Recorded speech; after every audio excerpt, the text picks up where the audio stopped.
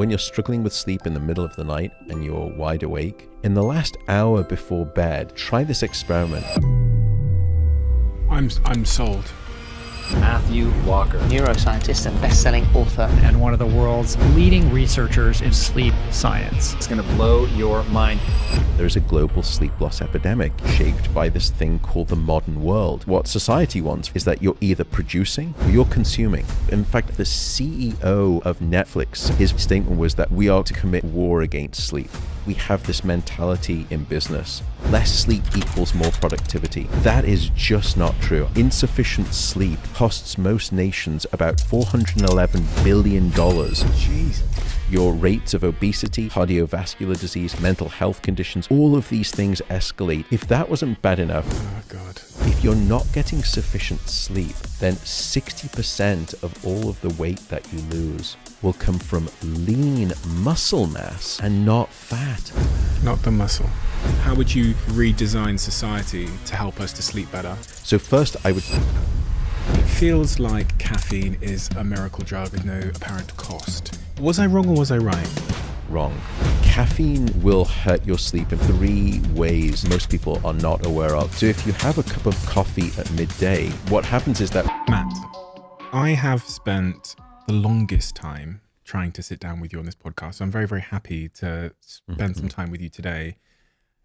And that is because your work is now world renowned. And it's very, very important work. But as is the case with a few of the recent episodes on this podcast, I wanted to start by asking you, in your view, what is it you do and why is it so important in your mind that you do it? Well, firstly, thank you so much for having me here and having this conversation. It's an incredible privilege to sit with you. Why do I do what I do and why do I think it's important? Sleep, I would argue, is the single most effective thing that you can do to reset your brain and body health. And I don't say that flippantly. It's not as though I'm dismissing exercise or diet. Those 2 things are absolutely critical. But if I were to take you, the individual, and deprive you of exercise for a day, deprive you of food for a day, deprive you of water for a day, or deprive you of sleep for a day, 24 hours, and I were to map your brain and body impairments, it's not even a competition. That one night of lost sleep relative to those other things, it dwarfs, the only thing I lose out against is oxygen. If I deprive you of oxygen, you're going to pop out of existence a little bit quicker than you will with a lack of sleep. So sleep to me, I think, is the elixir of life. It is your life support system. And as best we can tell, I would argue it's Mother Nature's best effort yet at immortality. And so in that regard, that's why when I look across all of the studies and all of the data, it's so compelling to me. And part of the reason I think I've desperately tried, and I haven't done a good job, but I've tried to offer some public mission of reuniting humanity with the sleep that it's so bereft of, is because it does appear that there's a global sleep loss epidemic. If you look at the numbers, people are struggling so desperately with their sleep. So we have all of this knowledge, this incredible knowledge of sleep and how important it is. And it's a perfect storm colliding with this great sleep depression in modern society. And for that reason, I just felt as though, what can I do to try to help offer this voice and this science? And I am but a scientist, and I stand on the shoulders of all of my colleagues and all of these giants in the field. I'm just a researcher. So that's a little bit about, I guess, who I am, but more about why I do it and why I think it's important. If I were to try and define your sort of, and this, I hate doing this because it requires the application of some kind of narrow label. If I was to try and define what your title is in your own words, what would that be? So I'm just a professor of neuroscience, of brain science at the University of California, Berkeley. I am not a medical doctor, just FYI for all of the things that we will talk about in this conversation. So I'm just a PhD. Just a PhD. Yeah. That's incredibly humble of you, but I would assert that you're, without a shadow of a doubt, the leading author, scientist, commentator, voice as it relates to the topic of sleep. And my question from that is, where did that begin? Like, where did that start in your life, in the journey of your life? When did sleep become the thing? It occurred to me, or happened to me, I should say, when I was doing my PhD. I was studying people with dementia, and we were trying to understand what type of different dementia that they had very early on in the course of their disease. And we were looking at patterns of brainwave activity. So I was placing electrodes all over the head, and I was measuring them, and I was trying to differentially diagnose them very early on. And I was getting no good data whatsoever. It was miserable. Nothing was landing. And one day I went home at the weekend, and sort of with all of my printed journals, and I go to my doctor's residence and have this sort of igloo of journals around me that I would sit and read at the weekend. And which probably tells you everything about my social life at the weekend, if that's what I was doing. But so I was reading these journals, and it occurred to me that some of these dementias were eating away at the sleep centers in the brain, and others would leave them untouched. And at that moment, I realized I'm measuring my patients at the wrong time. I'm measuring them when they're awake. I should be measuring them when they're asleep. Started doing that, got amazing results. And at that point, I wanted to ask the question, well, I wonder if the sleep problems are not simply a symptom of the dementia. I wonder if it's a potential cause of the dementia. And at that point, I started to think, well, so then what is this thing called sleep? And what I learned is that some of the greatest minds in the past 100 years had tried to answer a very simple question. Why do we sleep? And, 30 years ago, in fact, the crass answer was that we sleep to cure sleepiness, which tells you nothing about, it's like saying, I eat to cure hunger. Well, no, that's not the right answer. Now, 30 years later, we've had to upend the question, and we now have to ask, is there any physiological system in your body? Is there any operation of your mind that isn't wonderfully enhanced when you get sleep, or demonstrably impaired when you don't get enough? And the answer seems to be no there. So my journey into the science of sleep really was an accident. But at that moment in time, when I started reading about sleep, I utterly fell in love with the topic. And it is a love affair that has lasted me over 20 years. I think it is the most beguiling topic in all of science. I'm biased, of course. And I will never study anything different. I know that now. I'll study it to the end of my career and until the end of my life. Wow. I've never heard anybody say to me on this podcast that they would study the same topic for the rest of their life. And you're a young man. You've got a long way to go, especially the amount you've been sleeping. That's very kind of you to say.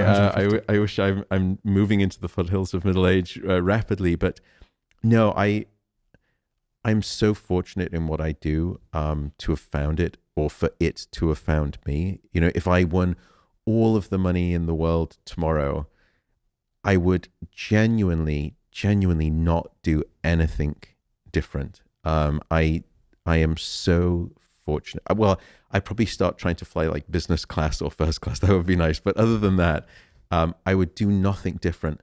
And I'm very mindful of that, because that sounds very privileged. And I know a lot of people endure what they do for a living rather than enjoy what they do for a living. And I know how lucky I am. So I don't mean to be dismissive of people in that regard. I just know how much I love what I do. You asked a question there, which is, you posed a question which many people have tried to answer. You gave the answer from 30 years ago about, why do we sleep?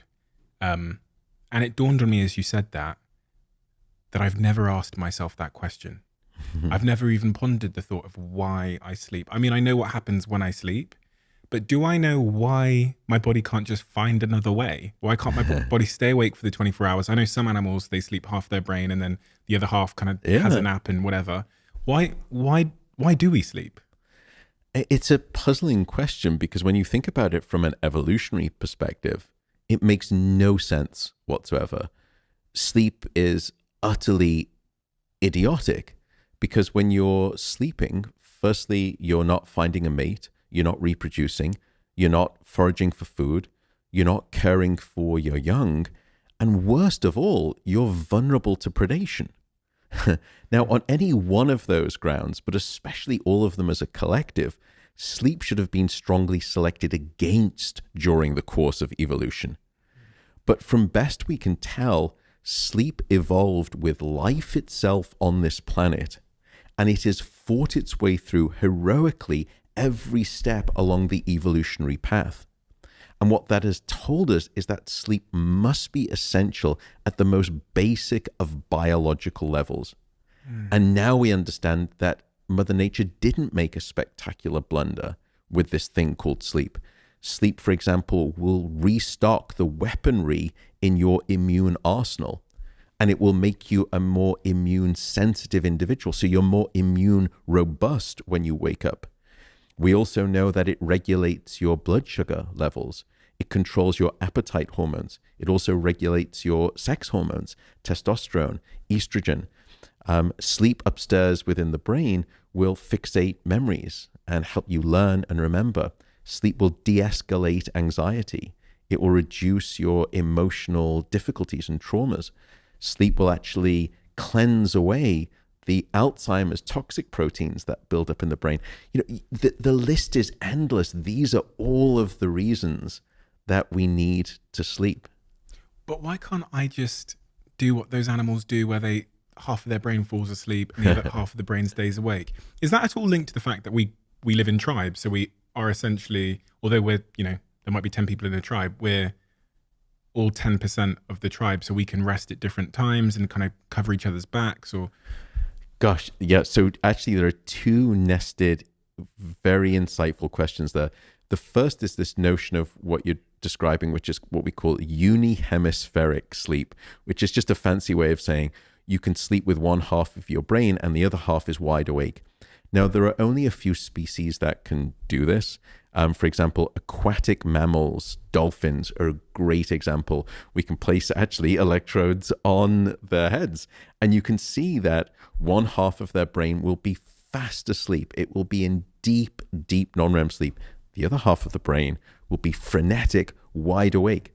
And in part for them, the reason is because they need to maintain aquatic mobility. They need to keep surfacing for air. Otherwise, that's not going to be a good outcome. We also know that birds or many avian species will have unihemispheric sleep. And you can actually see this. There's some great YouTube videos online where they will film one half of the side of the bird's face and the eye is closed. And what it means is that the other half of the brain, because the brain is actually, the left half controls the right side controls the left side. So that left side is now fast asleep, which is the right eye closed. And then you kind of pan around and all of a sudden the other eye is wide awake and it's clearly looking about. Now, this is obviously not for aquatic surfacing to gain air. This is for a different reason. What happens is that in a flock, a bunch of birds will all land on a branch. Now, all of the folks in the middle, they get to sleep with both halves of their brain. They can sleep with both halves or just one half. All of the folks in the middle, they get to sleep with both halves. The unfortunate girl or guy who sort of lands at the end, the far end, they will actually sleep with one half of their brain. So one half of the flock, the entire flock, has one eye, 180 degrees of sort of half panoramic view out. The other bird on the other end will have the other half of the brain asleep with the other eye awake, giving the other 180 degree view of protection vision. And therefore, the entire tribe has a 360 degree assessment. Now, you would think, in fairness, that once those guys or girls at the end have done their duty, they get to move into the middle and they get to sleep with both halves. No, that's not what happens. What they will do after a while is that they will stand up, they will turn around 180 degrees, sit back down, and switch the other sides of the brain. Wow. So to just be clear, the complexity of wiring and architecture that has to happen for one half of the brain to be deep in sleep and the other half to be wide awake is astronomically hard. I mean, it's incredibly difficult to create that wiring. What that tells me is that if sleep was dispensable, if it was negotiable, then Mother Nature would have just found a different way for us to get all of these brain and body benefits and not gone to all of the evolutionary trouble of figuring out this fancy wiring for half-brain sleep. In other words, you just can't get away from sleep. You have to sleep. But your second question, I think, is even more fascinating, which is us as a tribe, because we are a tribe species. Now, there is something else that we call your chronotype. Are you a morning type, evening type, or somewhere in between? And by the way, you don't get to decide. It's not your choice. You know, this notion of these go-getter type A's who say everyone has to be awake at 5 in the morning. You know, you go to the gym, you blast out a workout for an hour and you're at the desk by 6 a.m. You have no choice. If you're an evening type, you're an evening type. It's hard-coded. We know that right now there's at least 22 different genes that dictate what you are, morning type, evening type, or somewhere in between. And it's about a third split across the population. Why is it a split? Why are we nicely spread out across our chronotypes? For exactly the reason you described. Because when we're in a tribe, if we all sleep at the same time, we're all vulnerable for 8 hours. But if you were to insert some genetic variability into when people have a desire to sleep, you've got the morning types who maybe go to bed at 9 p.m. and are waking up, let's say, at 5 a.m. And then you've got all of the extreme evening types who are going to bed at 2 a.m. and waking up at maybe 11 or midday. So that way, everyone gets their 8 hours of sleep, but the entire tribe, the nucleus of this group of Homo sapiens themselves, is only vulnerable for maybe just 2 or 3 hours. So it's a clever solution that Mother Nature has come up with to say everyone gets their 8 hours, but as a species, you're only going to be vulnerable for 2 to 3 hours max, when everyone, at least as a collective, is sleeping. Absolute genius. I used to think it was a load of nonsense, this chronotype thing. It was actually on this podcast where I learned about its existence. And then I went on YouTube to learn more, and your video came up of you explaining it. Because I always pondered why my partner goes to bed super early, wakes up super early. I go to bed late, wake up late. I'm going to ask you this question actually, because I've wondered this. In that situation where I'm sleeping in bed with a partner that has a different chronotype, Yeah. it can have an impact on my sleep, right? Because of the way that our sleep cycles work and the REM sleep and the stage 1 deep sleep, et cetera, et cetera. If she's waking up when I'm pulling into REM sleep, if she's waking up at 5 a.m., but at 5 a.m., because I've gone to bed later, my REM sleep has just begun, that has quite a significant impact on me, right? If she is waking you up, Yeah, if she wakes me up, then it's non-trivial. And likewise, if you're waking her up as you're getting into bed on the front end of sleep.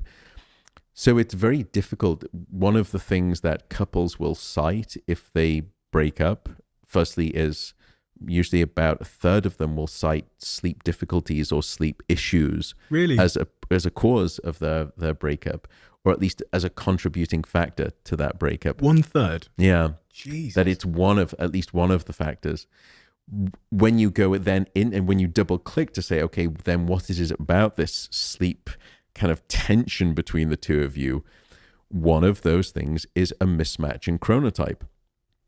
And you can see this when, people, I think this, on dating profiles now, someone was telling me, people will even say like, I'm a morning type or I'm an evening type, as if you're stating up front, this is part of my identity, and just FYI, be forewarned, because maybe it's been an issue for them in the past. This is why I often speak about the notion of what's called a sleep divorce to prevent a real one. Now, it's not for everyone. A sleep divorce is where you sleep in separate locations.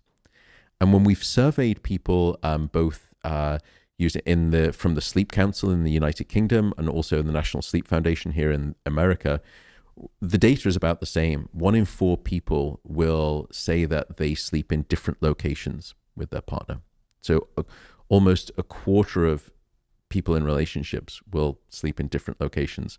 We think it's potentially an underestimate, because if you survey people anonymously, then a third of them will report waking up at least in a different location the next morning.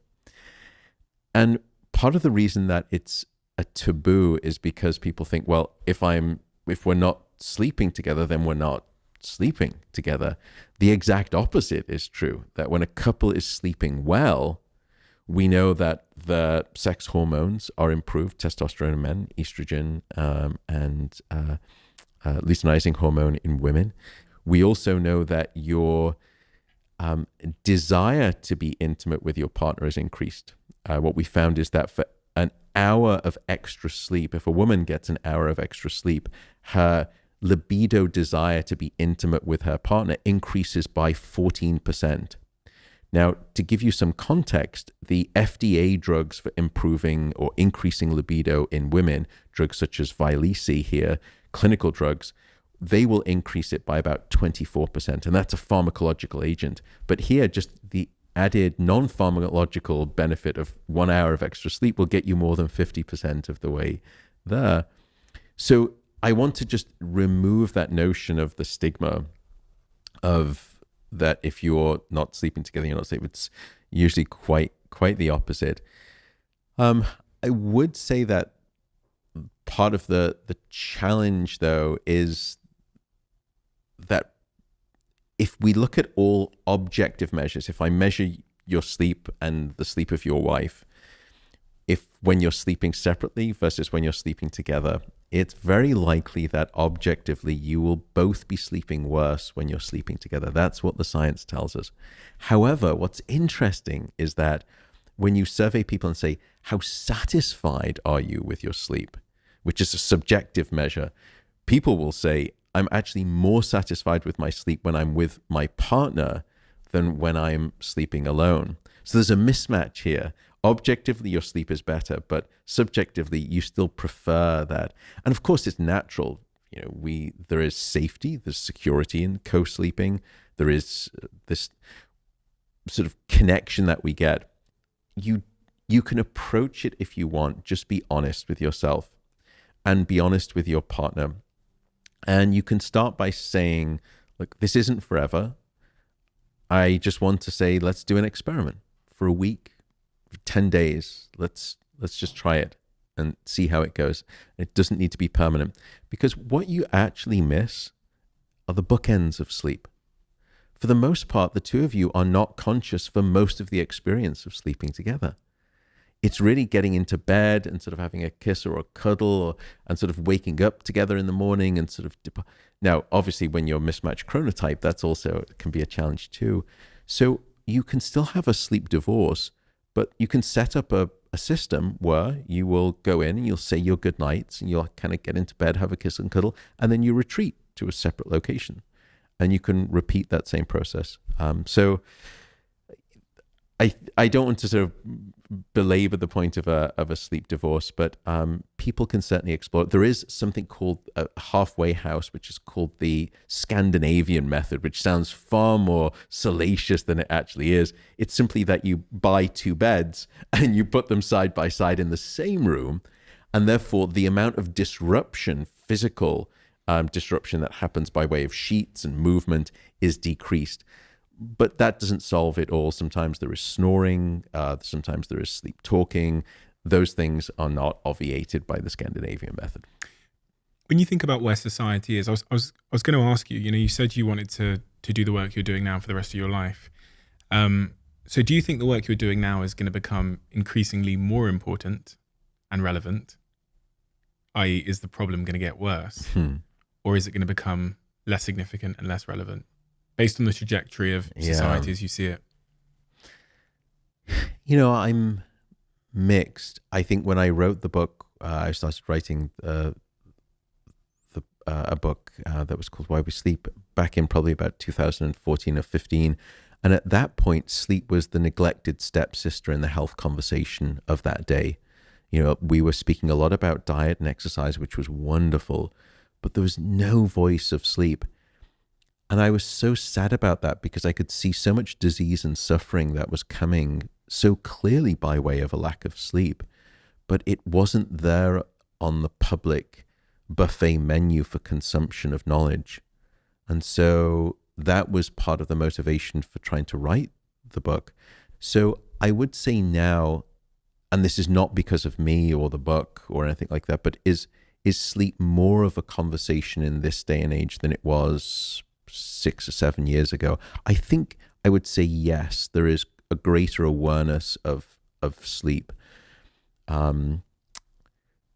But with that awareness, I think one can still question the pragmatics, meaning just because we're talking about it more does not mean that people are still failing to either get the sleep that they need or that they are unable to get the sleep that they need. And those two things are different. One is that you are healthy and you can generate the sleep that you need, but you don't give yourself the opportunity, time, or life, I should say sometimes, because it's sometimes not your choice. Life does not give you the chance to get sleep. And if only you had the chance, you could sleep. That's one version. The second version is, no, I'm giving myself the right opportunity to sleep, but because I'm anxious or because of other issues, I am not able to generate sleep. I suffer from insomnia and sleep problems. So those two things I don't see having changed since, I think this public movement, this increasing movement of sleep conversation came on the table.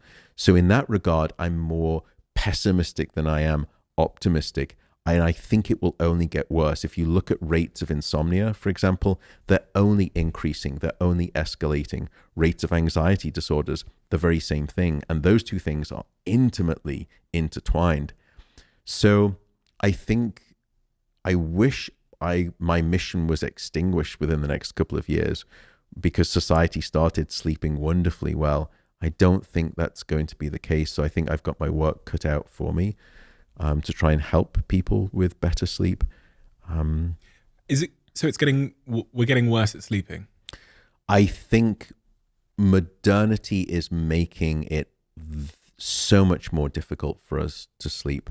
Modernity, what's that? I think when you think about, we often think about sleep as a biological process, and it very much is. But also it's so environmental as well as biological, meaning when you were to say, how did you sleep last night? Think about all of the external factors that changed it.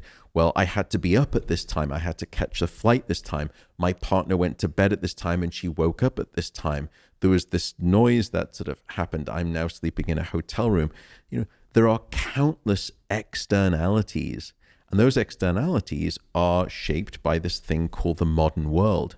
And in the modern world, if I could really be cynical, and I'm not someone, I'm very optimistic and I'm very non-cynical, but you could argue from a capitalistic standpoint that society does not want you sleeping, because what society wants from a capitalistic point of view is that you're either producing or you're consuming. And when you're sleeping, you're neither producing and you're neither consuming. And so there are lots of ways that I think society and the modern world has conspired, willfully or not, conspiratorially or not, to decrease and try to diminish sleep. In fact, I think the CEO of Netflix several years ago, and I'm sure that YouTube comments will correct me if I'm wrong here, but I believe his very statement was that we are deciding to commit war against sleep. That was their goal. And it just stunned me that, that we're going to go to war with sleep. We're going to remove you from your sleep. So there are lots of ways in which I think society does not help us. Light is another good example. We are a dark deprived society in this modern era because we're exposed to light. We are not giving ourselves the right temperature cues. We go into an office where it's, 20 degrees, 70 degrees Celsius, whatever it is, stock stable. Then we come home and we regulate our temperature at home to be the same thing. We take on board probably too much caffeine in this day and age, although I am actually an advocate of drinking coffee and I can explain why too. But anxiety, as I said, is a huge issue. All of these things are preventing and classic roadblocks to sleep. How many of us are getting the sort of recommended daily allowance of sleep as a percentage? Do you know? It seems to be about 1/3 of most modern civilizations are failing to get the recommended 7 to 9 hours of sleep a night. 1/3, so roughly 35%, 33% roughly. Yeah. And does that have geographic variance? I.e., in some countries it's worse, in some countries it's better. I'm thinking about the UK versus the US, or Japan or whatever. Yeah, it is. And in fact, let me give numbers to the 3 countries that you described.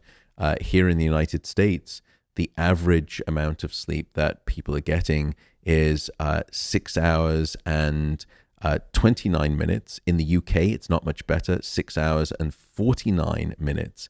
Japan was the worst, 6 hours and 22 minutes. Now, to be clear, that's the average. What that means is that there is still a large proportion of that bell-shaped distribution of people getting even less than that amount. Now, there are some countries that you look at that are actually sleeping much better than that. I think Mexico, for example, is doing very well. If you look at Mexico City, people are actually sleeping not too far off from 8 hours. So there is variability, and we can try to understand why, which, by the way, just brings me back, while I think about it, to your comment of, will my work be done not because I'm a scientist and I run a big sleep center at UC Berkeley, but the work I do as hopefully a public advocate for sleep, why I don't think it's going to change anytime soon, is because governments aren't really doing much about it. And I've tried as best I can. And if there is any government out there that listens to this that wants to work with me, I'd be delighted. I don't remember, and maybe you can, but any major first world nation government that has had a public health campaign regarding sleep. And it stuns me, because those same governments have had public health campaigns regarding, eating, regarding smoking, regarding drunk driving, regarding risky behaviors, safe sex, loneliness, mental health, suicide. Where is sleep in that equation? And it's such a fundamental ingredient. And in fact, almost all of those things that I've just described have an intimate relationship with sleep. I mean, suicide especially, we're starting to do a lot of work with this, although it's been hard to get funding. But what we found is that insufficient sleep is a precursor to suicide.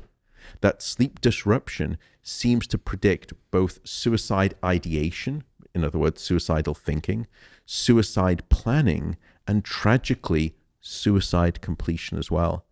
So if we were to try to have governments create a public health campaign to pull this Archimedes lever on better sleep, there are so many other health benefits. Sleep is the tide that rises all the other health boats. It's almost like it's like a mixing deck in a studio, in those sound studios where you've seen it. And then there's that one button all the way to the end, the white button, sort of that when you move it up, sort of all of the other dials, the sort of the red, yellow, orange, green dials, they all move up at the same time as well. There's this sort of there's like one ring to rule them all. Sleep is that Archimedes lever. So if governments could only execute on that, the health benefits would be manifold in terms of their consequences. It begs the question, if I were to make you today president, prime minister, whatever, of the world, and you had to do, just a few things to really fix the lack of sleep epidemic. There you go, I've diagnosed it. What would those things be if you were in charge? How would you redesign society to help us to sleep better? Gosh, it's such a good question. And I've thought a lot about this, almost in reverse, which is to say, why is it that we are struggling to get sleep? And there is no single answer. There are so many different reasons. And that's why it's actually a very challenging problem to solve. I would go through a descending level of steps. So first, I would start at the government level, and we would get those public health campaigns in order. Next, I would go to the professional level, because there we have this mentality in business that, sleep is for the soft among us, that less sleep equals more productivity. And that is just not true. And I can provide you with all of the evidence. So we need to get rid of this sort of sleep machismo attitude in the workplace where we wear our badge of honor of sleep deprivation on our arms. We need to get companies to actually start embracing sleep.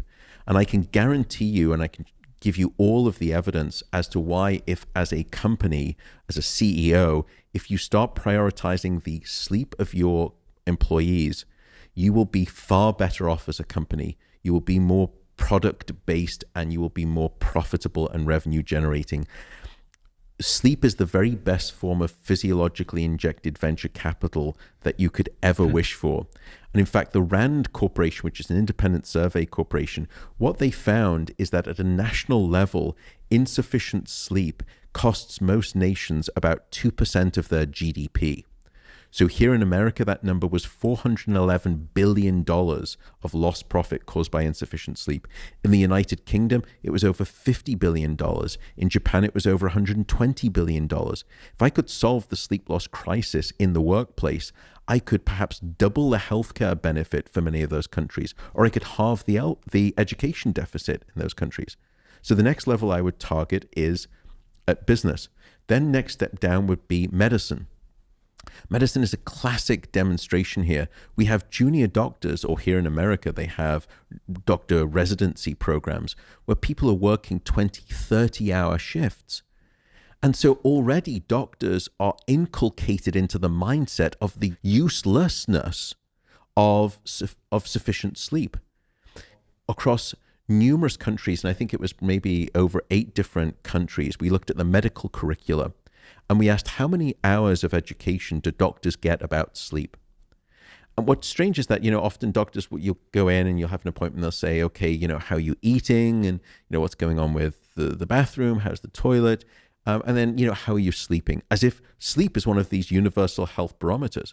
But what we found is that most doctors will only be given about an hour to an hour and a half of sleep education during their entire medical school education, which blows my mind because it is 1/3 of their patients' lives, but they're only given about 90 minutes of education. So no wonder your doctors aren't treating your sleep problems, thinking about your sleep problems, understanding your sleep. It's not their fault.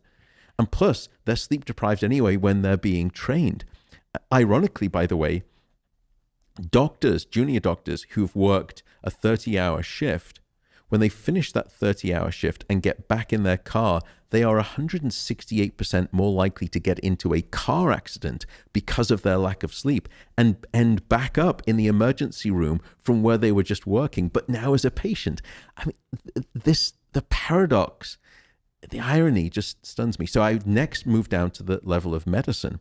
Then I would go to education, because we don't get taught about sleep in schools.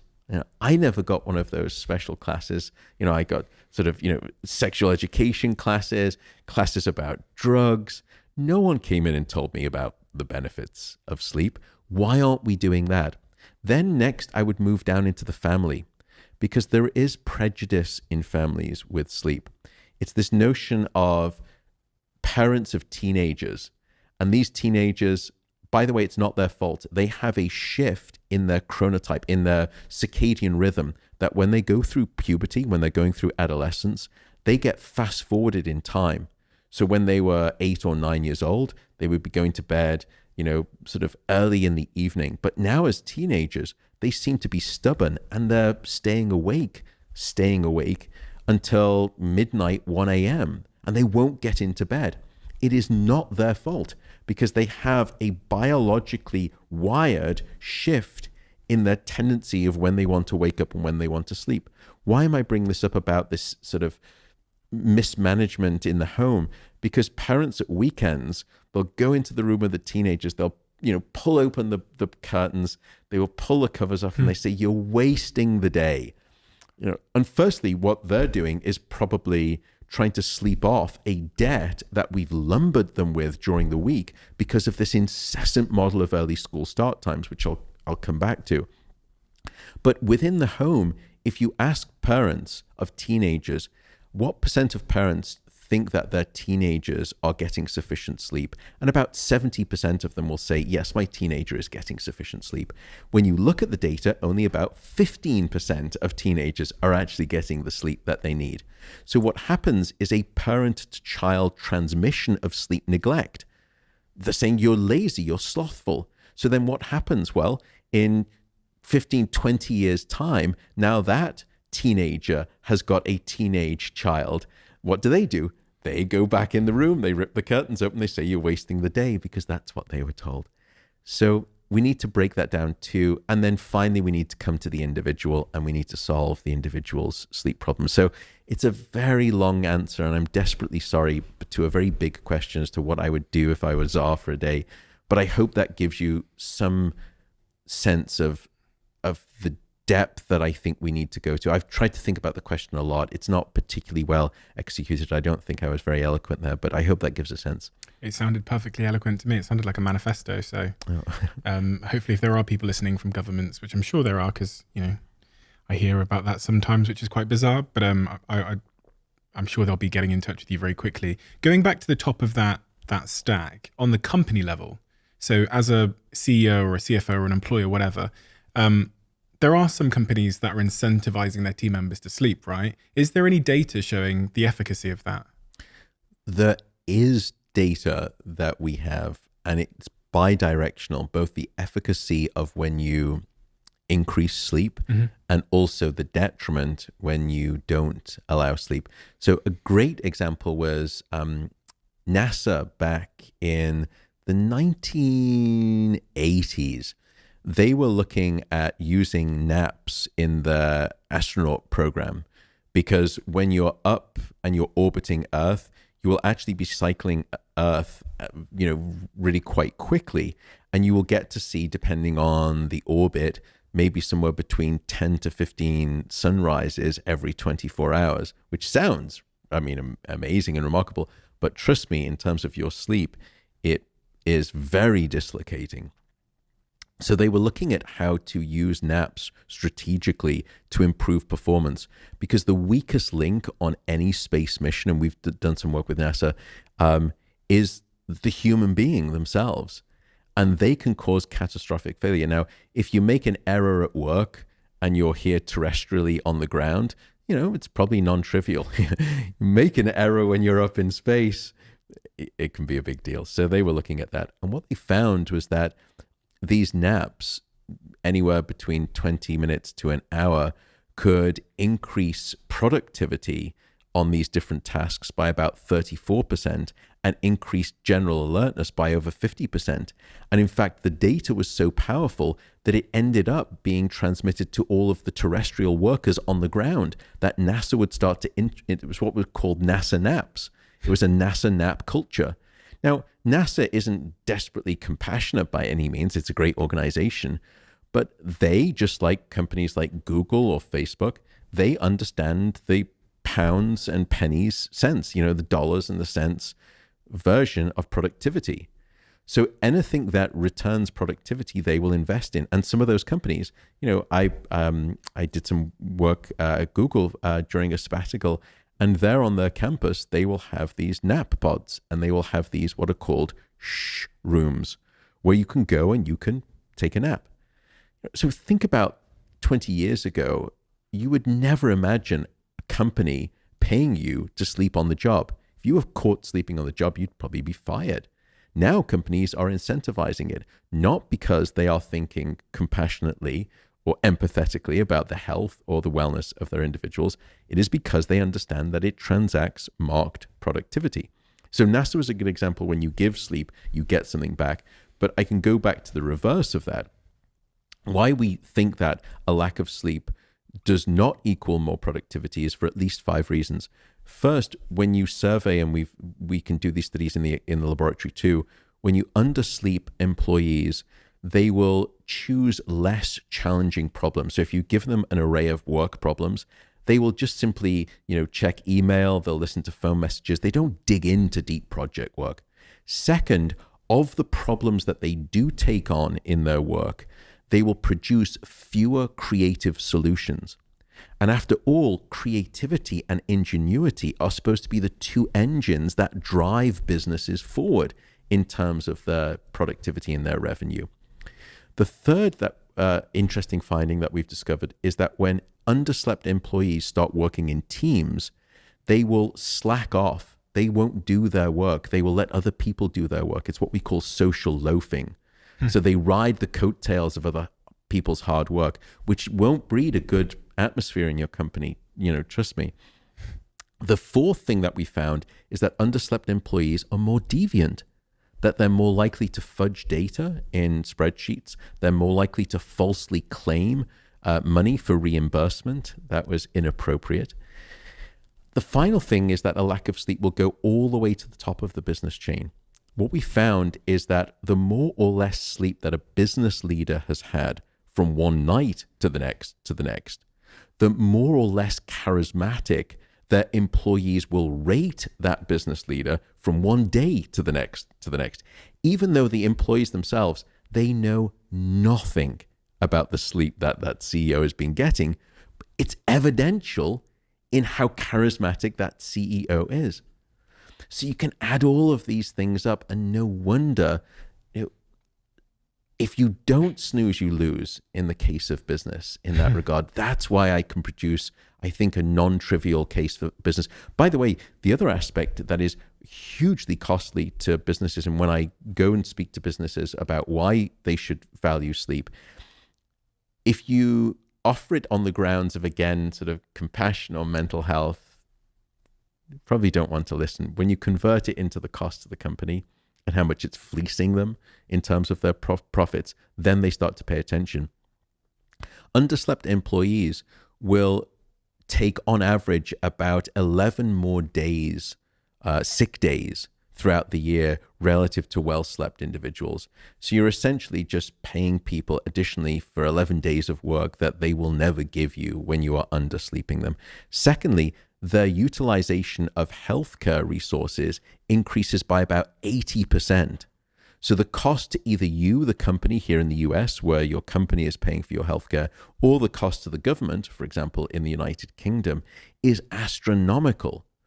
And also then what we call comorbid diseases, your rates of obesity, diabetes, cardiovascular disease, mental health conditions, all of these things escalate as underslept employees continue to get even more underslept. So there is no strong case that I've seen that leads me to think businesses should foster the mentality of insufficient sleep. Quite the opposite. So that's hopefully an answer to your question. We can look at it bidirectionally. When we give sleep back, do you get productivity? Yes. When you take sleep away, do things implode rapidly? Yes. And is it costly to your company? Very much so.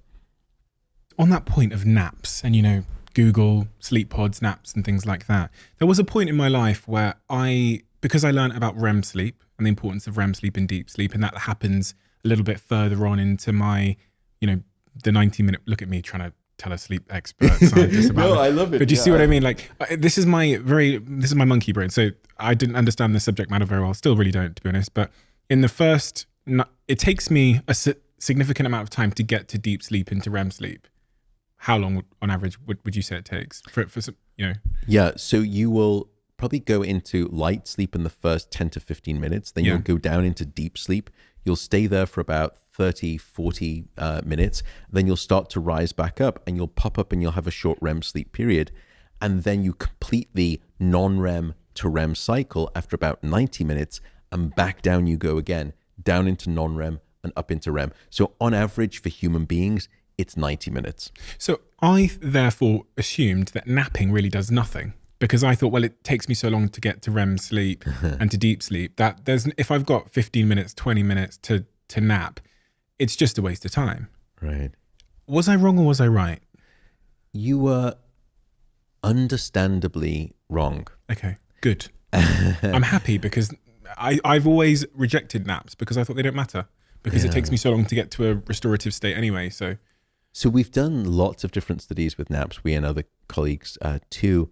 And what we found is that naps can transact some fantastic benefits. They can improve cardiovascular health, lower blood pressure. They can improve your learning and memory abilities. They can reset the emotional north of your magnetic compass in a good way, where you can de-escalate negative emotions and increase positive emotions. So naps certainly are a good thing, but with a big caveat that I'll come back to. Yes, you're right in the sense that to get a full cycle of sleep and to get into REM sleep, you would probably have to make that nap about 90 minutes. And in fact, a lot of the studies that we do, we will use a 90-minute nap duration of time so that the brain can cycle through all of those different stages of sleep. But you don't need to, nor would I suggest that you do. What we found is that different stages of sleep perform different functions for the brain at different times of night. There are actually 4 separate stages 1 through 4, increasing in their depth of sleep. So stages 3 and 4 are those really deep stages of non-REM sleep. Stages 1 and 2, that's the lighter form of non-REM. And then you have rapid eye movement sleep, or what we think of as dream sleep. And people will sometimes say to me, how do I get more REM sleep, or how do I get more deep sleep? And my response to them is, why do you want to get more REM sleep? And their answer is, well, isn't that the good stuff? Yeah. And it turns out that there is no good stuff. It's all good stuff. Maybe with the exception of that light stage 1 non-REM sleep, that's shallow sleep, and we typically don't like to see too much of that. But stage 2 non-REM sleep, 3 and 4, they all have their different functions that we've discovered, and REM sleep has its functions. So you need all of them. You can't shortchange any of them. But for a nap, what we found is that you can get nice benefits for things like your learning and your memory, and it can even reduce some level of anxiety up to about 20 minutes. You can nap. I think one of the studies, they brought a nap down to about 9 minutes in duration, and there was still some basic improvements for your sort of general level of alertness and reaction time. For example, if you're an athlete, that's non-trivial. So the reason I would say be careful with naps is for 2 main sort of suggestions. The first is try not to nap for about longer than 20 minutes, because once you go past 20 minutes, you really start to go down into those deeper stages of non-REM sleep. And if you wake up after about 45 minutes or 60 minutes, it's not a problem. I'm not suggesting that you shouldn't or you couldn't. I'm just saying be aware, because when you come out of that deep sleep and you wake up from that deep sleep, normally that's not how you wake up. You will usually wake up out of lighter stages of sleep or out of REM sleep. It's rare that we wake up out of deep sleep. But if you nap and you nap for about 40 minutes, you'll probably go down into deep sleep. And at that point, if you wake up and your alarm goes off, then you're going to feel almost miserable and worse than you did before the nap, because you have what's called sleep inertia, which is essentially a sleep hangover, where the brain is still sort of pulled back into that deep sleep state. And it can take you almost an hour before you feel like you're back up to operating temperature and you're up to motorway speed. So I would say keep it to 20 minutes and you don't suffer too much of that inertia. You still get some nice benefits. Also, don't nap too late in the afternoon. Also, the final part is, if you are struggling with sleep at night, if you're someone who has insomnia or sleep difficulties, do not nap during the day. It's the worst thing that you can be doing, because when we're awake during the day, we build up a sleepiness chemical in our brain. It's called adenosine. And the longer that we're awake, the more adenosine that builds up. The more adenosine that builds up, the sleepier and sleepier that we feel. And when we sleep, the brain gets the chance to clear away all of that adenosine, all of that sleepiness. And somewhere between 7 to 9 hours after sleeping a full night, the brain has evacuated all of that sleepiness chemical, all of that adenosine, so that then we should wake up and we should feel refreshed and restored and not needing caffeine to function. Why is that relevant to naps? Well, it's relevant to naps because when you take a nap, it's like a pressure valve on a cooker. You're just releasing some of that healthy sleepiness that you've been building up.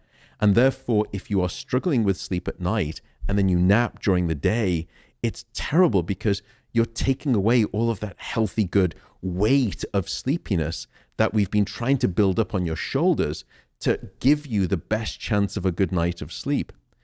That's why I would say if you are suffering from insomnia, don't nap during the day. Also, even if you don't struggle with sleep at night, try not to nap after about 3 p.m. in the afternoon or 2 p.m.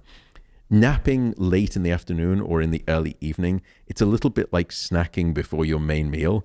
It just takes the appetite off your sleep hunger. So try not to do that. But naps, for the most part, if you don't struggle with sleep, they are wonderful things. Just keep in mind the 20-minute sort of idea. You mentioned caffeine there, a topic I've mulled over and over again on this show.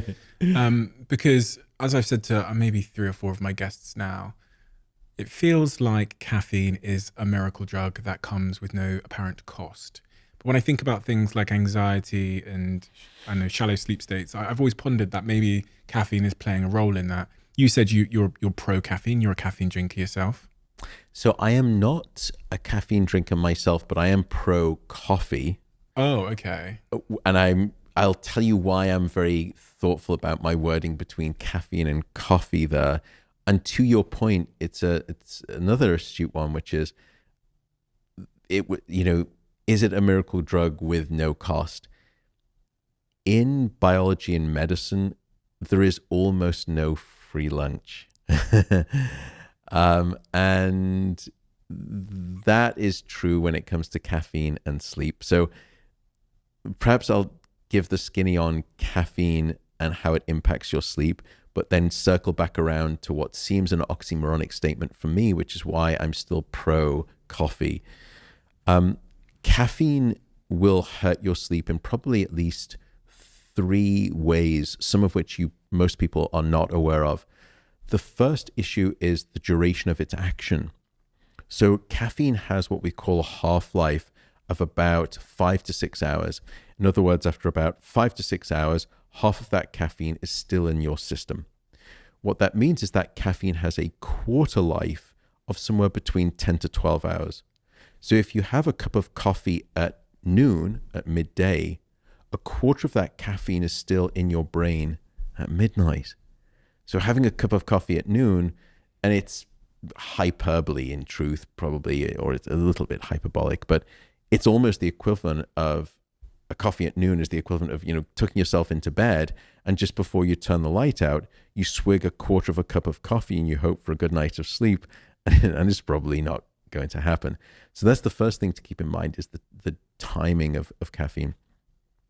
The second is that caffeine is a stimulant. Now, everyone knows this. Everyone knows that caffeine can make you more alert and more awake. By the way, how does it do that? It comes back to adenosine, which is the chemical that we spoke about, the sleepiness chemical. It's no coincidence that those 2 things sound the same at the end of the name, caffeine and adenosine. Caffeine will actually race into your brain and it will latch on to the adenosine receptors, the welcome sites in your brain. And it has very sharp elbows, and it will force away the adenosine from those receptors, and it will hijack those receptors. Now, at this point, you may be thinking, well, hang on a second. If it's latching onto those sleepiness chemical receptors, shouldn't caffeine make you more sleepy? And the answer is no, because what it does is it just latches onto the receptor and it inactivates it, essentially. So it masks the receptor. What caffeine does then is race into your brain. You've got all of this sleepiness at 9 p.m. or 10 p.m. You have an espresso because you're trying to power through and finish the report, or the presentation for your your pitch deck for your startup company. And that caffeine races in, it latches onto the adenosine receptors and blocks the signal of adenosine. So now your brain was thinking, I'm starting to get tired, it's 10 p.m., but now, all of a sudden, that signal is blocked. And caffeine is like hitting the mute button on your television remote controller. It just mutes the signal of sleepiness. So now you think, well, no, I don't feel sleepy anymore. And here's the danger, that even though, when the caffeine is in your system and it's latched onto the receptors, that adenosine is still there. It's not going away. In fact, if anything, during the course of the caffeine in your system, it continues to build and build. And now when the caffeine finally gets metabolized and excreted out of your system, not only do you go back to the sleepiness that you had many hours before, it's that plus all of the adenosine sleepiness that's been building up during that time in between. So you get hit with this huge tsunami wave of sleepiness, and that's what we call the caffeine crash. So one of the issues, so that's sort of caffeine in terms of how it works in its timing. Another issue is that it creates anxiety, just as you said. And anxiety is probably one of the greatest enemies of sleep. It's one of the principal reasons that underlies insomnia is a physiological state of anxiety, that your fight or flight branch of the nervous system is ratcheted up. That's what caffeine will do. It needs to do the opposite for you to fall asleep. That's why you can have what we call the tired but wired phenomenon, where you say, I'm so desperately tired. I am so tired, but I'm just so wired that I can't fall asleep. It's because your nervous system is too amped up. Caffeine will trigger that amping up. Then at that point, if you're struggling to fall asleep because you've got too much caffeine on board, it is what we call anxiogenic. So now you start to worry. And the last thing you need to do when your head hits the pillow for good sleep is worry. Because when you start to worry, you start to ruminate. And when you ruminate, you catastrophize. And when you catastrophize, you're dead in the water for the next 2 hours when it comes to sleep. Because we have this sense that, you know, things at night, in the darkness of night, are so much bigger than they are in the brightness of day. And we start worrying, you know, in this modern era, we're constantly on reception. And very rarely do we do reflection. And unfortunately, the only time when we typically do reflection is when we turn off the light and our head hits the pillow. And that is the last time you want to be doing reflection. So that's the second problem with caffeine. It's anxiogenic, and it only makes you sort of almost like the Woody Allen neurotic of the sleep world. The final part of caffeine is that it's very good at blocking your deep sleep. So we've done a number of these studies where we'll give people a standard dose of caffeine, let's say 150 milligrams, 200 milligrams, which is probably, you know, a cup and a half of good, strong coffee. And then we put you to bed and we look at the amount of deep sleep. And it will strip away your deep sleep by about somewhere between 15 to 30%. Now, to put that in context, to drop your deep sleep by 30%, I'd probably have to age you by about 40 years, 40. Or you could do it every night with an espresso with dinner. And that's one of the problems that people will say to me, look, I'm one of those people who I can have 2 espressos with dinner and I fall asleep fine and I stay asleep. So no harm, no foul. Well, not necessarily, because even if you fall asleep and you stay asleep, you're not aware of the lack of the deep sleep that you're not getting because of the caffeine. And so now you wake up the next day and you think, well, I don't remember having a hard time falling asleep. I don't remember waking up. But now I'm reaching for 2 or 3 cups of coffee the next morning rather than my standard 1 cup of coffee because I don't feel refreshed and restored by my sleep because I was lacking the amount of deep sleep. And deep sleep, what does that rob us of? The lack of deep sleep. So lack of deep sleep is critical for regulating your cardiovascular system. It's the time when we do replenish the immune system. It also regulates your metabolic system. So it controls the hormones such as insulin that will regulate your blood sugar, and you will become blood sugar dysregulated without sufficient deep sleep. Upstairs in the brain, deep sleep will strengthen and consolidate and secure new memories into your brain. They will prevent those memories from being forgotten. Deep sleep is also the time when we cleanse the brain of metabolic toxins, particularly the toxins that are related to Alzheimer's disease. So getting a lack of deep sleep is, I would say, a non-trivial thing in that regard. But I don't want to be also puritanical here, and this is where I'm going to change my tidal tune.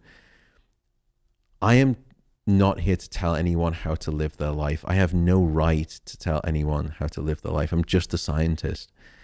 All I want to try and do is gift you the science and the knowledge of sleep so that you can make an informed choice. And after all, and the same is true for alcohol too and sleep, you know, life is to be lived to a certain degree. You know, no one wants to be the healthiest guy in the graveyard. I don't want to be that way too. I want to live life just with moderation. The reason I don't drink caffeine is not because I'm so puritanical. I want to be the poster child of good sleep. I love the smell of freshly ground coffee in the morning. And it's a great ritual. It's just that I've run my genetics and I am one of the slow caffeine metabolizers. So you can do these genetic kits online and they will tell you, are you a slow metabolizer or a fast metabolizer? So that's the variability. That's why some people say, look, I'm pretty immune to caffeine. Others will say, no, I'm not. Why do I now favor coffee? I was actually quite anti-caffeine in coffee when I first came out with the book, just looking at the studies. But now the data is immensely compelling. The health benefits associated with coffee are undeniable. Study after study after study. And we can put them all together in this big, what we call a meta-analysis study. And it is so strikingly clear that drinking coffee is a good thing for you from a health perspective. Two things to say about that. The first is that it's got nothing to do with the caffeine. And a lot of people have sort of rightly challenged me to say, look, you say how problematic sleep can be when you're drinking too much caffeine, but yet coffee is associated with many of the same health benefits that sleep is associated with, but coffee is supposed to hurt your sleep. How do you reconcile those two, Matt Walker? And the answer is very simple: antioxidants. Because it turns out that the coffee bean contains a whopping dose of antioxidants. Things such as, it's got other things such as caffeine, but it's got a bunch of incredible antioxidants. Probably the most powerful of them in terms of the coffee bean is something called chlorogenic acid. Now, don't worry, it's not chlorine, it's not chloride, it's not bleach. Chlorogenic acid is very different. And what's happened in the modern world is that we have and struggle with our diet so much because we don't eat enough whole foods, etc. So what's happened is that the coffee bean has been now asked to carry the Herculean weight of all of our antioxidant needs on its shoulders. And where most people get the majority of their antioxidants is by way of drinking coffee. That's why coffee is associated with so many health benefits. And it's not the caffeine. Case in point, if you look at the studies with decaffeinated coffee, you get very similar health benefits. Again, it's not the caffeine, it's the coffee itself. So the bottom line here is drink coffee, but I would say the dose and the timing make the poison. So try to limit yourself to about 2 cups of coffee, 3 cups of coffee maximum. Because if you look at the health benefits, by the way, it's a dose, it's not a dose response where it's linear, where the more and more coffee you drink, the more and more healthy you become. It peaks at about 2 to 3 and then actually starts to go down in the opposite direction for lots of reasons that we can speak about. So dose and the timing make the poison when it comes to coffee. So you drink decaf? So I do drink decaf. Okay. So I will drink coffee just because I love the smell and I do enjoy the taste of it, but I drink decaffeinated coffee.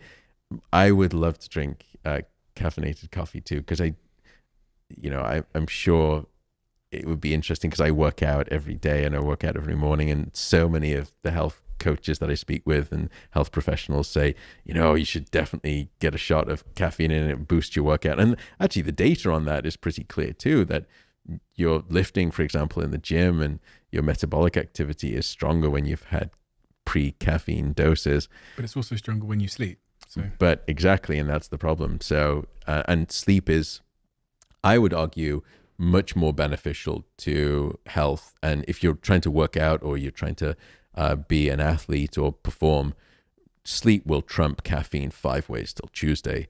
I mean, sleep is probably the very best legal performance enhancing drug that we know of that not enough athletes are abusing. One of the other sort of ongoing stereotypes that I've always wondered if it was wrong or right or whatever, now I get a chance to ask you, is about this culture of sleep medication. So I've got some friends who might have, prescribed sleep medication, but I've got a lot of friends also that use what they call sort of natural, they always use the word natural something. So it's like natural sleep tablets. Yeah. What's your perspective on this culture of humans taking sleep tablets to get them to feel sleepy and go off to sleep at night? Usually when people ask me that question, personally, the first thing I ask them is, why is it that you think you're not able to sleep? and try to reverse engineer the question from there before we even start thinking about sticking band-aids on wounds. I firstly want to ask what's causing the infection, because we can keep bandaging it for all we like, but if it keeps festering, it's probably not going to go away anytime soon. Is it a problem to keep bandaging it? It is a problem. Right now, we don't typically advocate sleeping pills as the first line defense agent against or for insomnia as a treatment. In fact, in 2016, the American College, and again, this is me simply describing the science. This is me being descriptive of the science, not prescriptive in terms of medicine, because I'm not a medical doctor. But in 2016, the American College of Physicians, they had an expert panel who surveyed all of the literature on classic sleeping pills. And what they suggested was that sleeping pills must no longer be the first line treatment for insomnia. It has to be cognitive behavioral therapy for insomnia, or what we call CBTI, which is a psychological intervention that we can speak about. But their recommendation was that they found, I think their wording was small and of questionable clinical importance in terms of the benefits of sleeping pills. Now, there is a time and a place in clinical medicine for sleeping pills, but usually as an adjunct in combination with cognitive behavioral therapy. They are not advocated for long-term use, so they're usually advocated for short-term use, weeks. Most people have been on them for months, if not years, these classic sleeping pills. And that's a problem, because those sleeping pills are in a class of drugs that we call the sedative hypnotics. And sedation is not sleep. For some subset of some people, there are some of these quote unquote sleep supplements that may benefit. But overall, the studies are very clear. None of them are efficacious. And when you think about it, it makes sense. If there was some cheap sleep supplement that you could buy on Amazon, that was the Shangri-La of good sleep, that was this miracle sleep drug, don't you think that a pharmaceutical company would have patented it 20 years ago and be making billions of dollars from it? That alone tells you all that you need to know about, these natural sleep supplements. Cognitive behavioral therapy for insomnia, though, seems to be the kind of the front line of prescribed defense against a lack of sleep, insomnia conditions. What exactly is that therapy aiming to do? What does it do for somebody? Great question. So in some ways, the title tries to suggest what it does, but not particularly well, perhaps. So it focuses on cognitive aspects and it focuses on behavioral aspects. So for the cognitive aspects, when we do cognitive behavioral therapy working with the patient, we'll try to focus on thoughts and beliefs and ideas around sleep. Do they have anxiety around the bedroom? Most of them do. I can't sleep. Because I can't sleep. So every time I walk into the bedroom, my bed is the enemy. And I look at the bedroom and I look at the bed, and I just know that means I'm going to have a bad night of sleep. So what's happened is that at that point, your sleep controls you. And you've lost all confidence in your ability to sleep. And we need to course correct that. So one of the things we do in cognitive behavioral therapy is that we lower that anxiety and we say, look, everyone has a bad night of sleep, even a bad couple of nights of sleep. In fact, I will tell you, I don't sleep perfectly well all the time too. I've had at least 2 very severe bouts of insomnia in my life. We all have a bad night of sleep. It doesn't mean that tomorrow you're going to wake up with depression or Alzheimer's disease. Don't worry, you're not going to get cancer, just because you've had a bad night of sleep. So we start to change people's misbeliefs about sleep, and we try to get them back from being catastrophic about this idea of my not sleeping. So that's the cognitive aspect. We start to lower their anxiety around the bed and the bedroom. We start to try to build confidence back. We start to reduce their expectations about, what is reasonable sleep? Well, right now you're getting 4 or 5 hours of sleep, and we can do better, but don't start thinking that you need to get 8 hours of sleep straight out the box. Let's just manage it. That's just because it's going to stress you out, right? It's only going to make matters worse. Right, okay. When you're struggling with sleep in the middle of the night and you're wide awake, you're laying in bed and you're thinking, oh my God, I've got 5 hours left before I've got to go to work. It's terrible. It's the last, it's a little bit like trying to remember someone's name. The harder you try, the further you push it away. So would you say in that, what do I do in that situation? It's 2 a.m. in the morning, you've got to be up at 7, there's a flight you're getting on, so whatever. Yeah. What should one do? Because from what I was reading in chapter 14, I was hearing that maybe I should get out of bed or not just sit there and ruminate, into the early hours of the morning. Or do I stay in bed and do something? What does one do?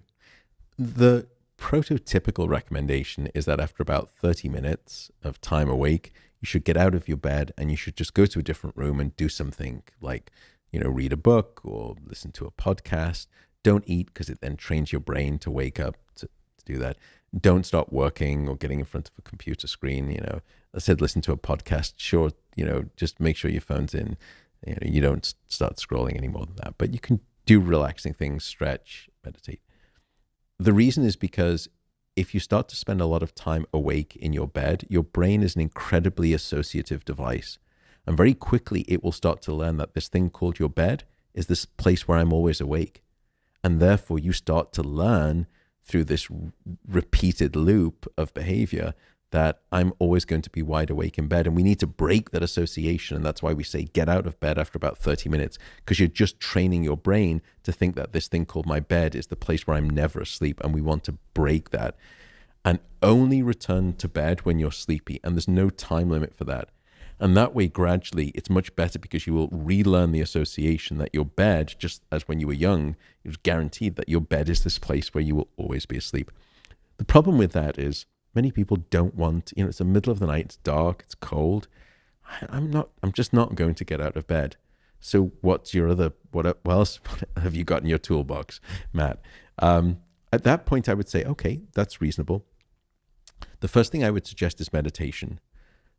I am a hard-nosed scientist. And when I was researching that for the book, I was, I just thought this sounds all a bit woo-woo. And, I live and work in Berkeley, California, which is kind of, the free speech, flower power movement, San Francisco, flowers in your hair business. I just thought this is all a bit, holding hands and singing Kumbaya. This is not for me, this meditation stuff. I couldn't get away from the strength of the data. It was immensely powerful regarding sleep and its benefits on insomnia and sleep. So I started meditating, and now I meditate for 10 minutes before bed every single night. And I've been doing that for about 4 years. So I would say, even if it's in the middle of the night, and if I wake up in the middle of the night, I'll start to try to walk myself through a meditation. You referenced there listening to podcasts, etc., doing something else to stimulate the brain. When I go to bed, I have to have something playing. I say have to, I shouldn't be that definitive. I like to have something playing, some kind of sound or noise or whatever. And much to my partner's dismay, my content of preference is serial killer podcasts or documentaries, or just like something which is really going to grab hold of my brain and focus me. So something like, it has to be really interesting to me for me to be able to focus on it. My partner is the opposite again. She likes silence. Why do I listen to serial killers? It's different for different people's constitutions, and psychologies.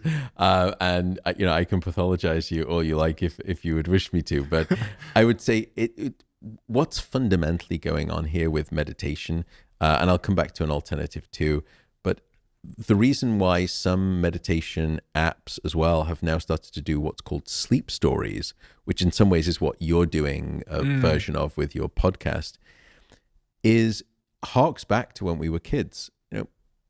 For many parents, they would just read a book to their kid, the children's books, goodnight books, because you would read the child to sleep. And for some reason, as we developed into adults, we thought, well, we no longer benefit from having a story read to us to help us sleep.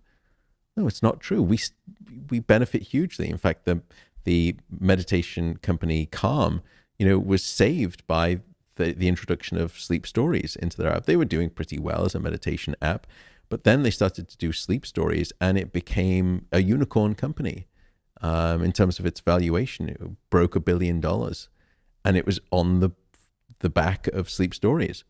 And what they realized is that people were self-medicating their insomnia by way of meditation. So they latched onto that, and then they found that these stories, sleep stories, were great. And you've got now wonderful people who you've interviewed on the show.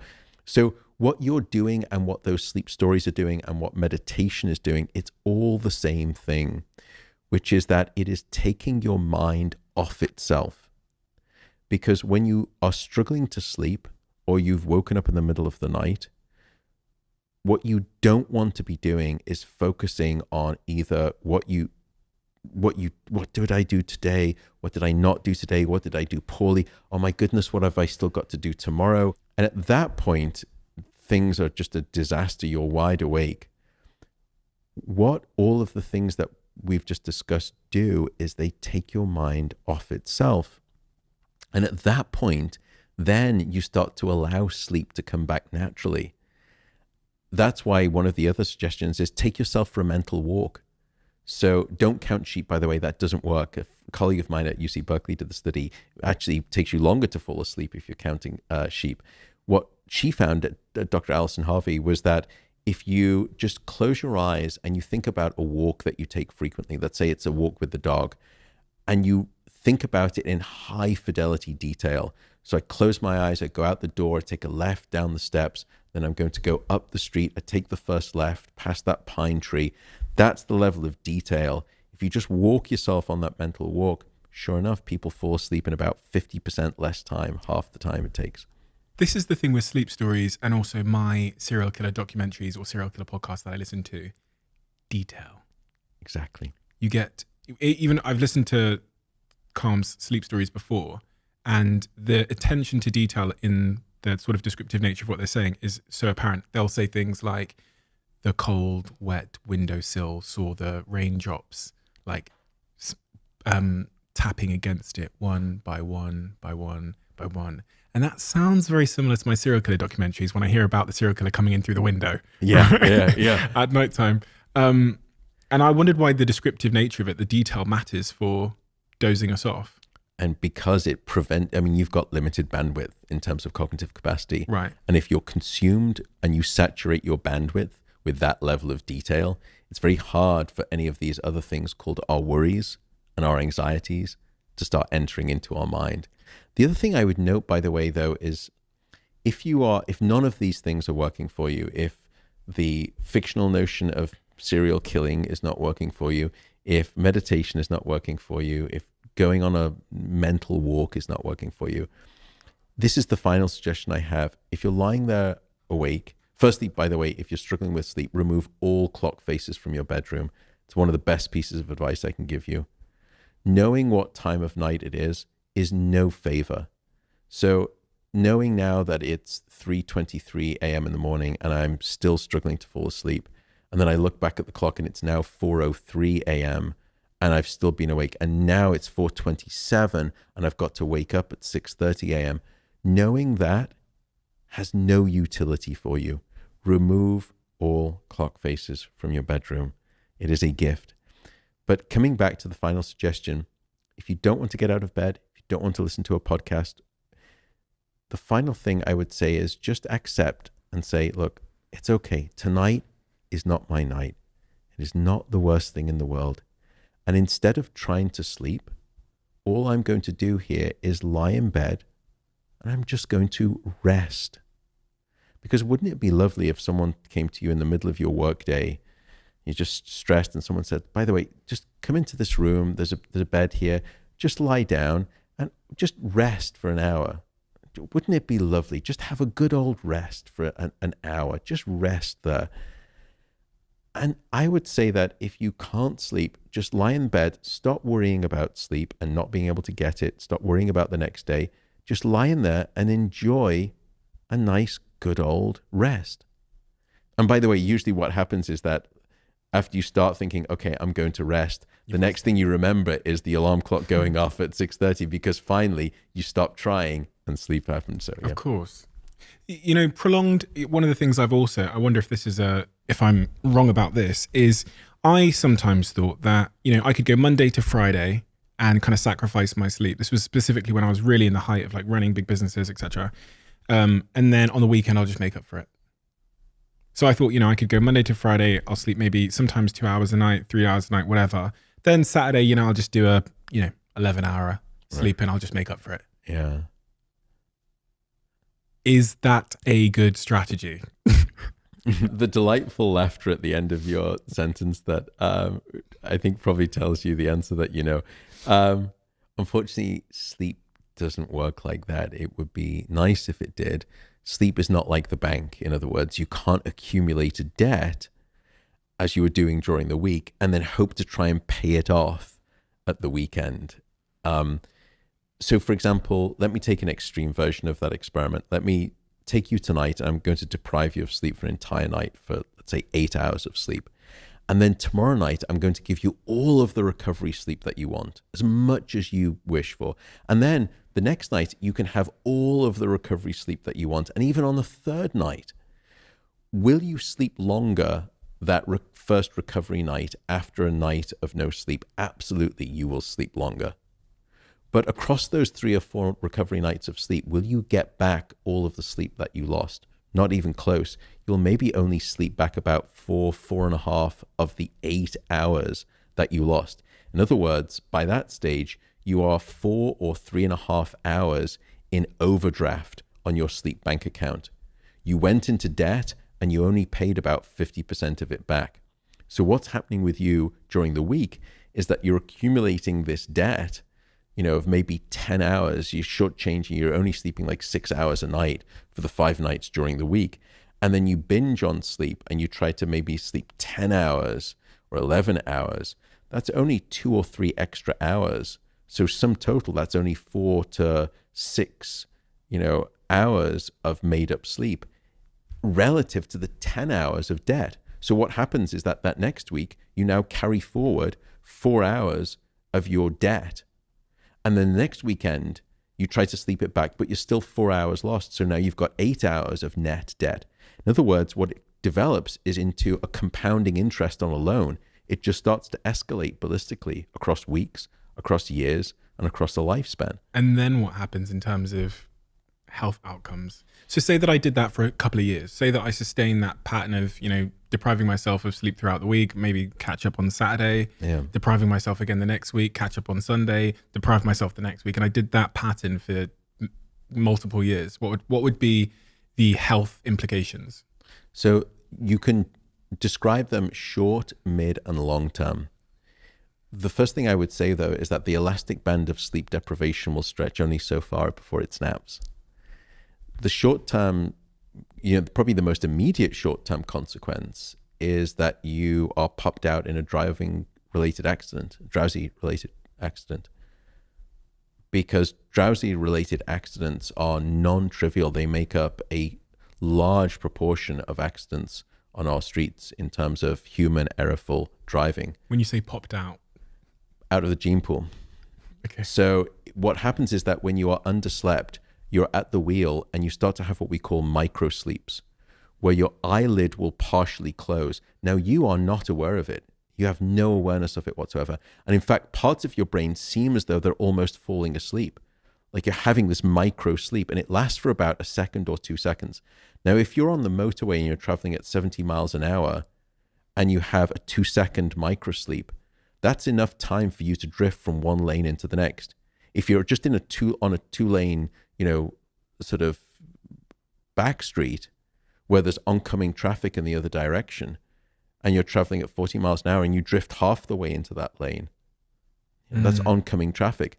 So in other words, if you have a micro sleep at 60 or 70 miles an hour, at that point, there's a 2-ton missile traveling at 60 miles an hour and no one's in control.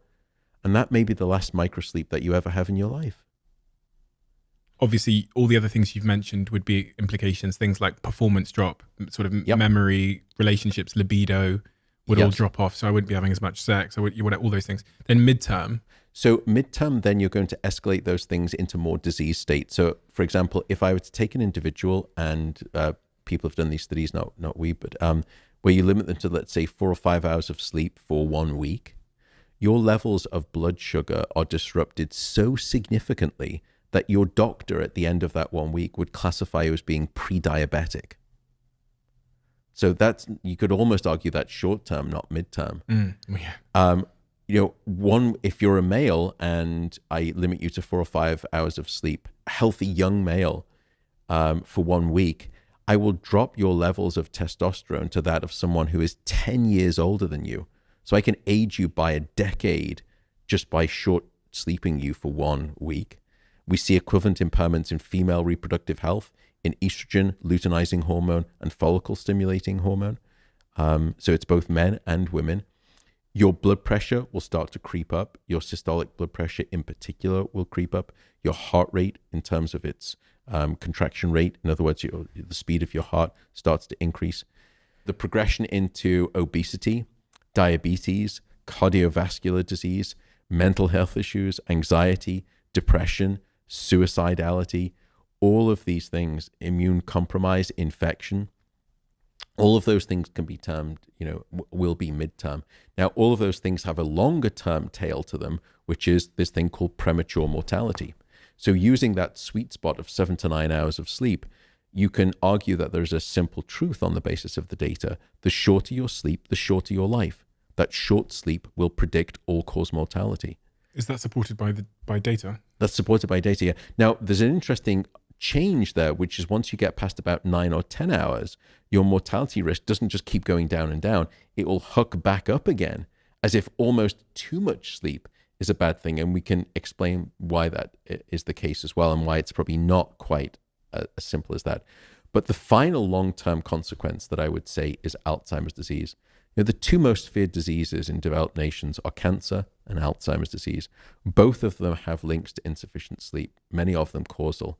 And this relationship between sleep and Alzheimer's disease, this is where we actually do, I'd probably say almost 50% of the work that I do at my sleep center is focused on sleep and Alzheimer's disease.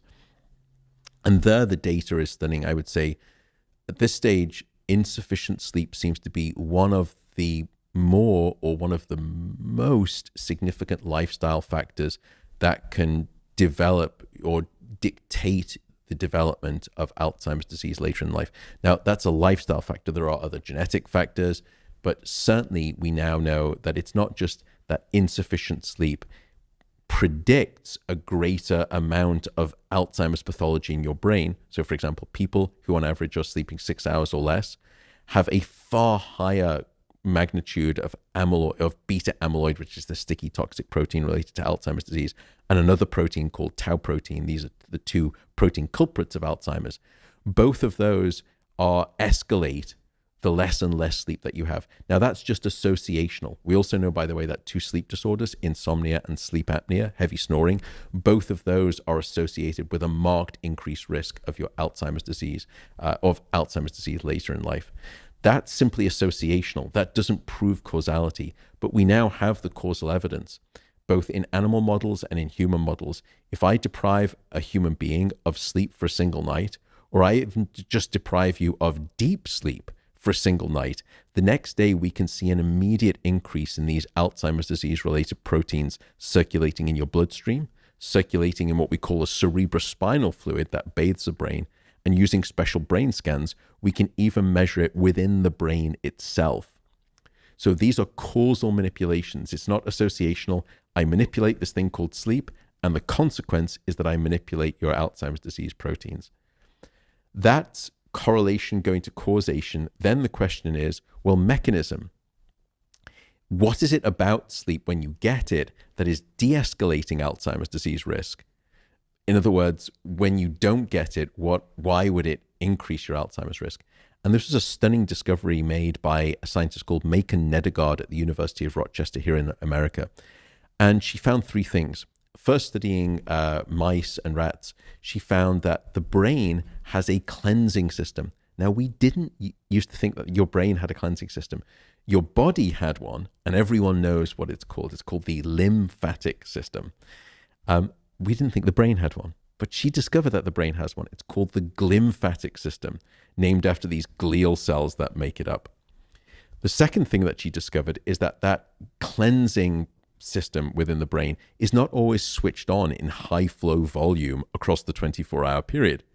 It was expressly during sleep, and particularly during deep non-REM sleep, when that sort of sewage system was put into overdrive and washed away all of this detritus that built up during the day.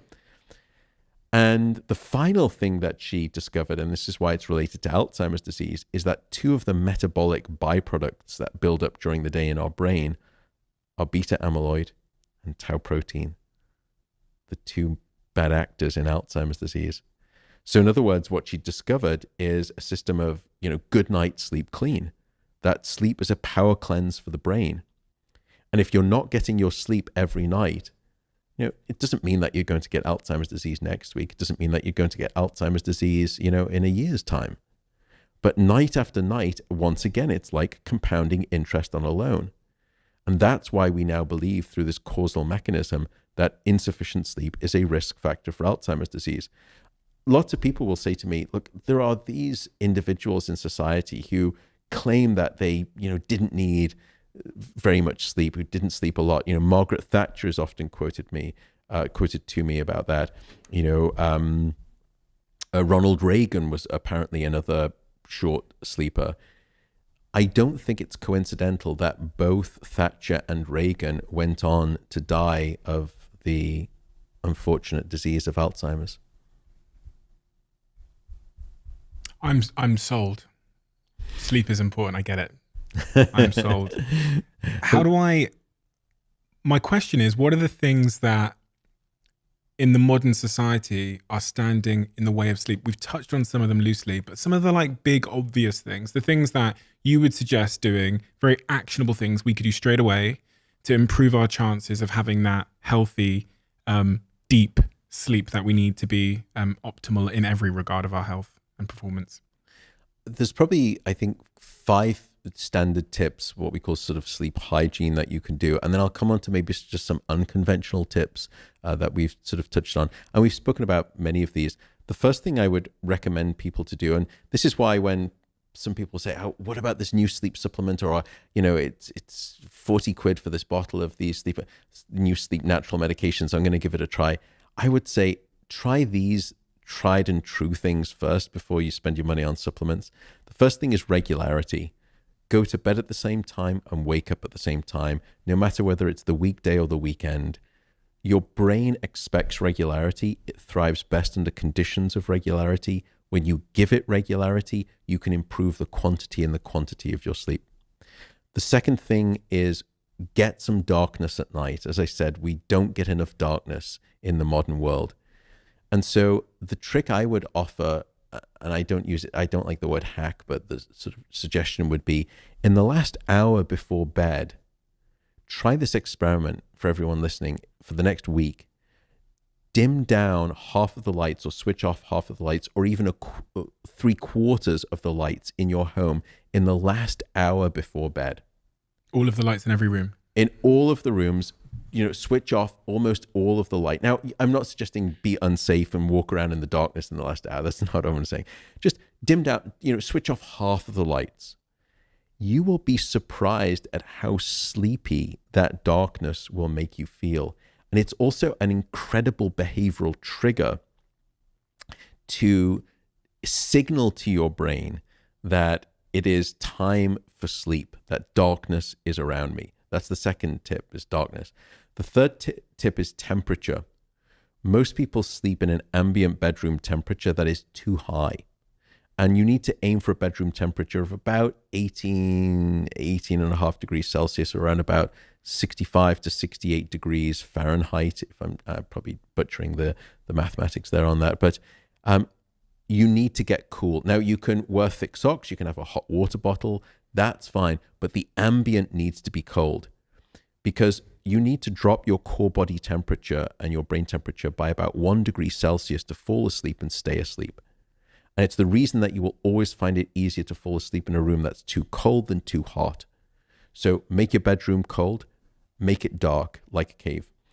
The fourth question would be sort of fourth suggestion would be walk it out. And we've spoken about this, the 30-minute rule, get up, do something different, or meditate.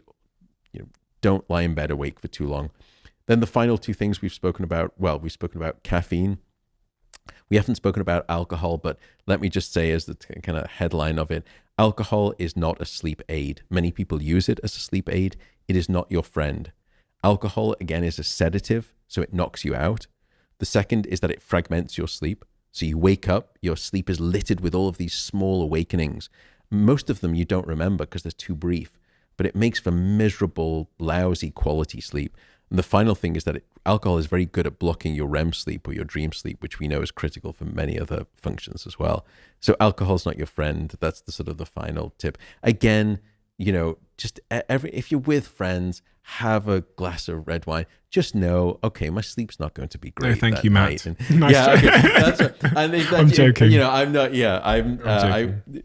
Whatever. It's just live life too. Of course, yeah. I'm not saying that. I was thinking there about the other sort of behavioral things that we do that harm our sleep as well. We talked about coffee earlier on, avoiding that. It's weird that people drink it after dessert in the evening. So never understood that. Guess that's an old tradition. But the other thing, obviously, that the modern generation are even more susceptible to is to have a quick TikTok. Look at the social media account or something. Now, I thought, there's a lot of different products out there that are trying to help with the light that comes from these screens that I think is the cause of what's keeping us awake. But there's this little button called dark mode on my iPad. Oh, there's also one called night shift. So if I just pop that on, Bob's your uncle. and I can crack on with my screen time. True or false? Partly true. Oh, good. Okay, partly. So I can just pop that on night mode and dark mode, and then I can carry on using my iPad. Partly true. So it turns out that the blue light from screens does have an impact on sleep. So there's a great study done by Harvard Medical School by some colleagues there, and they showed that reading for an hour on an iPad just before bed, relative to just reading a book in dim light, firstly, it delayed the time with which people fell asleep, so it took them a lot longer to fall asleep.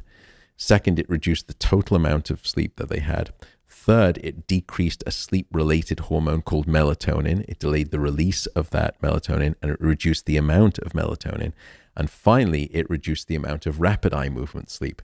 So it had significantly. The melatonin point, how significantly? So it delayed the release by about somewhere between 90 minutes to 2 hours across the individuals. So in other words, your brain wasn't. So what melatonin does? It's called the hormone of darkness or the vampire hormone, just because because it makes you want to bite into people's necks, but because it signals to your brain that it's nighttime, that it's darkness. And so your brain needs the signal of melatonin for it to understand when is it dark. In other words, it needs to understand by way of melatonin when it is time to fall asleep. And when you're bathed in electric light at night, and especially when you're getting blue light from these devices, your brain is fooled into thinking it's still daytime. And when there is light emitting through your retina, coming into your brain, it signals to a part of your brain to hit the brakes on melatonin. And your brain will not release melatonin. So what was happening with this iPad reading is that you were artificially telling the brain it's still daytime, and the brakes on melatonin were still shut on. And so melatonin was not starting to be released until much later. And what was also interesting about that study, by the way, is that when they stopped the iPad reading, the sleep disrupted pattern continued for several days later. In other words, it was almost like a drug, that it had a washout period, that was a blast radius to it. Now, there's been some great work by a wonderful sleep scientist in Australia, Michael Gradazar, and he has added to this story. And he said it's not just the blue light. These devices, the principal function of these devices is that they are attention capture devices. Just like you said, I'm just going to have a wee little TikTok before bed. They are in the attention economy, and all they care about is capturing your attention for currency. And they make a lot of money from it. What that attention does is that it stimulates your brain. And when your brain is stimulated, it's very difficult for you to fall asleep. And it creates what we call sleep procrastination, where you're lying in bed and you could be perfectly sleepy and you could fall asleep right now. But then you sort of check social media and you think, oh, I'll just shoot that last email. Oh, and then I'll order that last thing on sort of, Amazon. And then you get a text back from your friend and you start texting them. And then you look up and it's now an hour later and you're an hour deficient on sleep. So it's the activation of your cerebral cortex by these devices that is perhaps the more harmful aspect of them regarding your sleep. Now, here again, I don't want to be finger wagging. The genie of technology is out the bottle, and it's not going back in anytime soon. There's nothing that I'm going to say as a sleep researcher that's going to change that. I don't take my phone into my bedroom. I put my phone out in the kitchen, and I don't see it until morning. But lots of people do, and fair enough. But there's another rule that I've stolen from another friend called Michael Grandner, who's here in America at the University of Tucson in Arizona. He has this great rule regarding technology, and it's the following: that if you really must take your phone into your bedroom, you can only use it standing up. And what you'll find is that after about 6 or 7 minutes standing up, you think, I'm just gonna sit down on the bed. And at that point, as soon as your backside hits the bed, you're done. You've got to put the phone away. I think it's a great rule of thumb if you need to take technology in the bedroom. I'm going to apply that. The other thing I wanted to ask was about sleep and weight loss. I've had a lot of health experts on this podcast recently, but none of them have really talked to me about the role that sleep or sleep deprivation plays in weight. Is there a relationship? It's probably one of the most well-defined relationships that we know in all of sleep science. And it is at least a 3-part story. So the first emerging evidence came in terms of hormones. So there are what we call appetite regulating hormones, and the 2 principal ones of concern here are something called leptin and ghrelin. Now, leptin, when it's released, will signal to your brain that you're satisfied with your food, you are satiated, and you are no longer hungry. Ghrelin does the opposite. When ghrelin is released, it says, no, you're not satisfied with your food, you are not full, you still want to eat more, you are still hungry. And some of the first studies, they started to just limit people, restrict people's sleep to 6 hours or 5 hours or 4 hours. And what they found was that there was, firstly, that signal leptin that says, no, you're satisfied with your food, you don't want to eat anymore, you're full.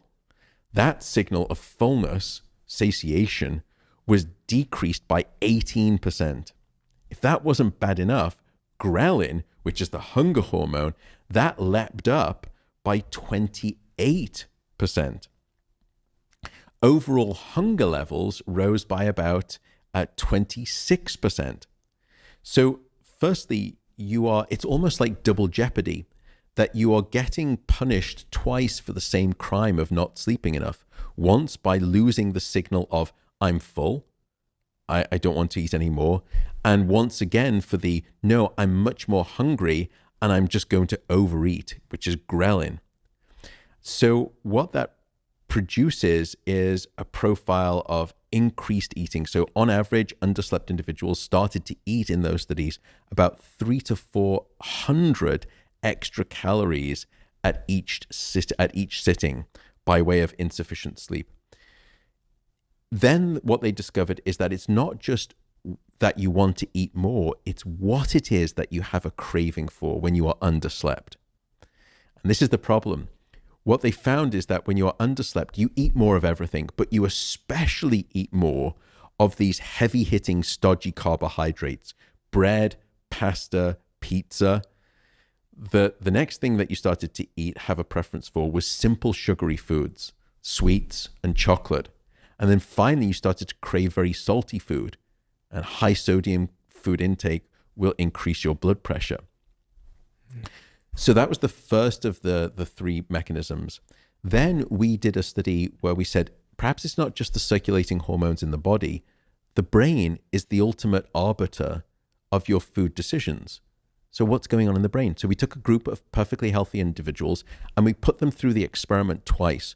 Once when they'd had a full 8 hours of sleep, and once when we deprived them of sleep. And then the next day we placed them inside an MRI scanner and we showed them images of lots of different foods that range from being sort of, very healthy to being very unhealthy, and sort of ice cream and, chocolate and pizza and things, to leafy salads and nuts and greens and vegetables. And we asked them to rate how much they wanted that food for each item. Now we did something a bit sort of dastardly. to make it more ecologically correct so that they weren't just saying, okay, they probably think I should probably say that's healthy. We said, we're going to randomly select one of these images, these food images that you see. And after you get out the brain scanner, we're going to give you that food and we're going to politely ask you to eat it all. So it made it a bit more realistic so the choices were more, as much as that we could. So what we found is that when they were sleep deprived, the deep hedonic centers, the emotional centers of the brain, these desire centers, these reward centers, they ramped up in their activity in response to these highly desirable, highly unhealthy foods. So these more basic sort of, guttural parts of the brain, as it were, these reward centers were lighting up much more strongly when you were sleep deprived. Worse still, the impulse control regions in the front of the brain, what we call the prefrontal cortex, they were shut down, they were taken offline. So as a consequence, you lost your impulse control. And that's why you start to then say, when I'm sleep deprived at the food sort of buffet, I'm not going to do salad. I'm just going to, that pizza looks awful good, or that pasta with the cream, I'm just going to go into that, all go. So it's what we call a pattern in terms of brain activity in neuroscience of hedonic eating, that your brain goes into this hedonic desire profile. So now we understood it's not just hormones in the body, it's also changes in the brain. Then came the finding that there's another chemical in the body that's responsible. And this comes on to cannabis. When people that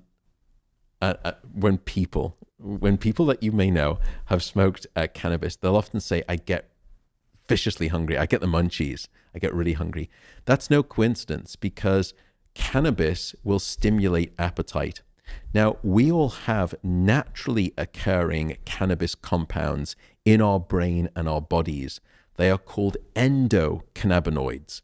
Endo meaning comes from inside us, whereas the cannabis that comes externally when you sort of smoke it or take edibles. So endocannabinoids do many things for the brain and the body, but one of the things that they do is control your appetite and your hunger. And what we found is that when you sleep-deprived individuals, these naturally occurring endocannabinoids rocketed up by over 20%, cranking up people's appetite. And so these three ways lead you to start packing on, when insufficient sleep is occurring, when sleep gets short, your waistline typically starts to expand. And we now understand the reasons. If that wasn't bad enough, it is bad enough. I know. Yeah. Can you just stop, Matt? Please, honestly, I've really. The last thing that we discovered is that, let's say that you're trying to be really careful and you're trying to diet and you're trying to lose weight. If you're not getting sufficient sleep, then 60% of all of the weight that you lose will come from lean muscle mass. Oh, God, no. And not fat. Not the muscle. I know, exactly. So in other words, when you are dieting but you are underslept, you lose what you want to keep, which is muscle, and you keep what you want to lose, which is fat. So again, I'm sold. Not an ideal situation. My last question for you, in fact, was, of all the subject matter we've talked about, what is the most interesting thing we've missed, in your view? The thing that you think is most pertinent or interesting or significant, or that perks people up or sits them on the end of their chair when you discuss it? I think the only other area that fascinates people even more than sleep is dreaming. So dreaming above and beyond the stage of which it comes from, which is principally called rapid eye movement sleep or dream sleep. REM sleep provides a set of physiological and benefits, but dreaming, we've now discovered, even above and beyond that, provides benefits, and it provides at least two benefits. The first is creativity. I was telling you that during deep sleep, you cement individual memories. You grab memories and you shift them from a short-term storage reservoir to a long-term storage reservoir, and you strengthen the circuit of those memories. So you future-proof information. But that's individual memories. What we discovered is that sleep is much more intelligent than you ever thought possible. That it's during REM sleep, and particularly during dreaming, that we take all of the individual pieces of information that we've been learning, and we start interconnecting them and associating them with all of our back catalog of stored information. And so what dream sleep, one of the functions of dream sleep, is to cross-link and associate new memories together. So you wake up the next day after dream sleep, with a revised mind web of associations. And those are capable of divining solutions to previously impenetrable problems. So think of dreaming as, it's almost like informational alchemy, that you start to fuse things together that shouldn't normally go together. But when they do, they cause marked advances in your thinking, in your productivity, in your ingenuity. And in that way, you go to sleep with the pieces of the jigsaw, but you wake up with the puzzle complete. And I would argue that that's the difference between knowledge, which is remembering the individual pieces, and wisdom, which is knowing what it all means when you fit them together. That's one of the functions of dreaming. It's the reason, by the way, that you've never been told to stay awake on a problem. Yeah. The other function of dreaming that we know of is that dreaming provides a form of emotional first aid. That we've done a lot of work, and we came up with a theory that was called dreaming as overnight therapy. And what we've discovered is that when we go into dream sleep, particularly based on its neurochemical profile and its physiological anatomy of the brain, the dreaming brain will take difficult, painful experiences, sometimes traumatic experiences, and it will essentially strip away the bitter emotional rind from the informational orange. So let's take a step back. What makes a memory emotional? What makes a memory emotional is that at the time of the experience, that experience triggered a strong visceral reaction. And that visceral reaction is useful to the brain, and it wraps that experience in this blanket of what we call emotion. It red flags it and prioritizes it in the brain. So now you've created a memory of an emotional event. In other words, you've created an emotional memory. But what dream sleep does is then it takes that useful emotional memory and it will detox the emotion from the memory. It strips the bitter emotional rind from the informational orange. It's almost, and that's why we called it overnight therapy, so that the next day you come back and now you feel better about those experiences. So you have a memory of an emotional event, but is no longer emotional itself. You don't regurgitate that same visceral reaction that you had at the time of learning. So the brain has done this elegant trick of stripping the emotion from the memory. So that's the second benefit, is that it provides, it's not time that heals all wounds. It is time during sleep, and particularly during dream sleep, that provides emotional convalescence. It's funny because there's the stereotype that we should never go to bed angry at each other. You will wake up far less angry as a consequence. Matt, we have a closing tradition on this podcast where the last guest asks a question for the next guest, not knowing who they're going to ask it for. The question that's been left for you from our previous guest, obviously they didn't know who they were leaving it for, but I love these questions when they're challenging. What is the biggest way in which you are a contradiction? Gosh, I'm a contradiction in so many ways. I think I'm a contradiction in the sense that within my profession and with this field of sleep, I feel very comfortable. I'm reticent to say confident, but I am very comfortable to get on stage, give a TED talk in front of a couple of thousand people, and my heart rate will be very stable. I probably don't feel, I feel more myself on stage alone in front of thousands of people than I do at any other time in my life. That's where I feel most myself. But yet I'm a contradiction because off stage, I'm very insecure. I'm very much an introvert. I'm very shy. I don't like being the focus of attention. And so those two things I've often wrestled with. But the more people I've spoken to, sort of now being out in the public sphere and sort of being more in the sort of public intellectual realm, you start to meet, very famous people, and you meet, musicians, and what you learn is that they're very similar, that they say that they become this version of themselves on stage, and then when they're off stage, they are a radically different person, but I'm such a contradiction in that sense. I feel very comfortable and very secure on stage in front of thousands of people. And for many people, public speaking is one of the most anxiogenic things you can ask anyone to do. But for me, heart rate is probably in the, mid 40s, very relaxing for me. But then put me in a room, small room of a couple of people, my heart rate's probably through the roof and I've become very introverted. So I'm a contradiction in that sense. Yeah. Matthew, thank you. Thank you for making the time today. I've wanted to speak to you for many, many years, and you absolutely never disappoint anybody. So it's very kind of you to say. It's exceptionally important work. And as you said at the start of this conversation, we often neglect the medicinal properties of a great night's sleep over things like diet and medicine or exercise, whatever else it is. But your voice and the passion that sits behind it has led a charge in society, which is waking us up, no pun intended, to the virtues and the power and the importance of having a great night's sleep, but in a nice way, in a way that I find really empowering and actionable. And that's the most important thing. So thank you for that, Matthew. Thank you. And thank you for saying that last part, especially. I don't think I can lay claim to that sort of early on. I think I'm doing much better. I'm doing a little bit better as a public communicator and being less puritanical and dictatorial in my sleep message. I think I did a terrible job coming out.